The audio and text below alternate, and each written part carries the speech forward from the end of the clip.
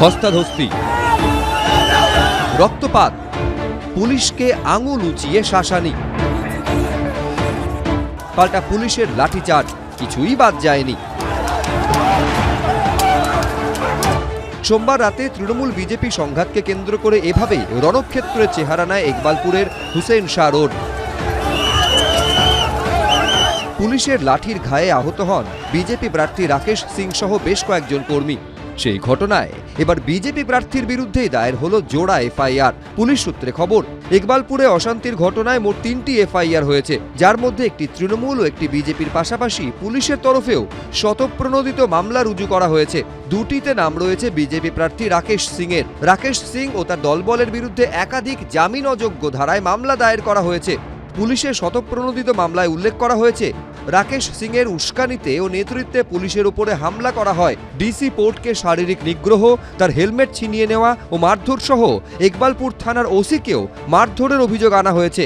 উনি বলছেন এবার রাস্তা থেকে উঠে যান। আমি বললাম আগে আপনি টিএমসি গুলোকে আপনি সাইড করে দিন, আমি চলে যাব।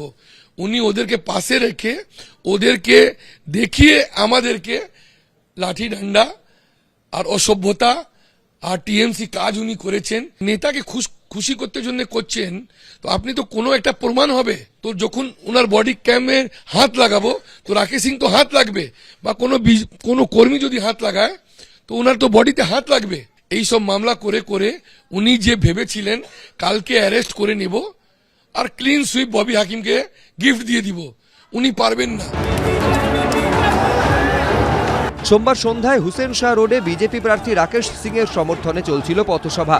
বিজেপির অভিযোগ, সভা চলাকালীন সেখানে এসে তাদের কর্মীদের ওপরে চড়াও হয় তৃণমূল কর্মী সমর্থকদের একাংশ। পাল্টা বিজেপির বিরুদ্ধে উস্কানিমূলক মন্তব্যের অভিযোগ তোলে তৃণমূল।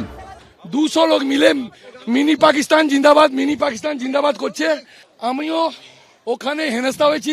প্রার্থী রাকেশ সিং পৌঁছবার আগে যে ওখানে বক্তা ছিল, সেই বক্তা নিজের বক্তব্য রাখার সময় কিছু এমন কথা বলে যা ধর্মীয় ভাবাবেগে আঘাত লাগায়। ইকবালপুরে অশান্তির ঘটনায় 9 জনকে গ্রেফতার করেছে পুলিশ।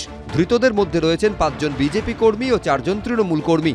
ডিসি পোর্ট দায় হীরাটাকে হেরে যাবে, সেই জন্য সব একদম নোটেড ক্রিমিনাল তারা তাণ্ডব করবে, তারা বিজেপির প্রার্থী হবে, এই কালচার আগে বাংলায় ছিল না। কমিউনাল আর ক্রিমিনাল এদের সমাজে কোনো স্থান নেই।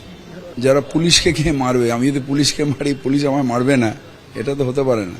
সোমবারের অশান্তির ঘটনায় ইকবালপুর থানার ওসি সহ বেশ কয়েকজন পুলিশকর্মী আক্রান্ত হয়েছেন।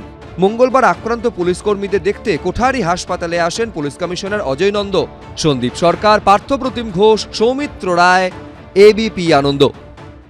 এবিপি আনন্দ, এগিয়ে থাকে, এগিয়ে রাখে।